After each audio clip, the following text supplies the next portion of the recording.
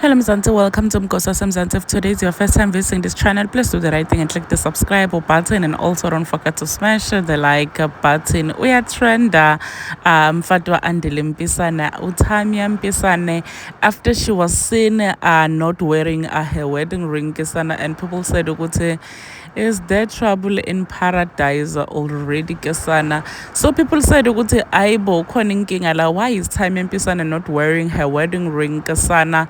Siyariko ukuthi ugele uhlezi ayigqokile i-wedding ring yakhe. Kwende njani simbona sathatha ama-pictures without her wedding ring? Is this mhlampe a coincidence kokuthi singasho ukuthi hey tinto vele kwadabhetha kwaMpisane ugele wadecide ke ukuthi akhiphe naye ring yakhe. But guys, some people said ukuthi hayi man guys, take it easy, relaxana, yikho nje yonke lento leniyikhulumako. It's just that kubhlungu kuba i-celebrate ngaleso sikhathi abantu bavele baqhamukele nje empilweni yakhe. Some people even said ukuthi hayibo, even vele abantu abashadile bayakhohlwa ngalesi sikhathi kufaka ama-ring abo. Ukhumbule ukuthi i-ring ngalesi sikhathi uyayikhipha, ngalesi sikhathi uyayifaka, and kungenzeka ukuthi uthi uyikhiphile or ugcine usotuthuka uphumile uhambe sewuse-restaurant sowukuphi sewuse-mall uyikhohliwe i-ring. It doesn't mean ukuthi khona inkinga. People said ukuthi relaxani, ugeli njena, ugeli like she's not going anywhere anytime soon kesana. People even defended Shem ugeli, basho ukuthi ugeli akayenzayo ugele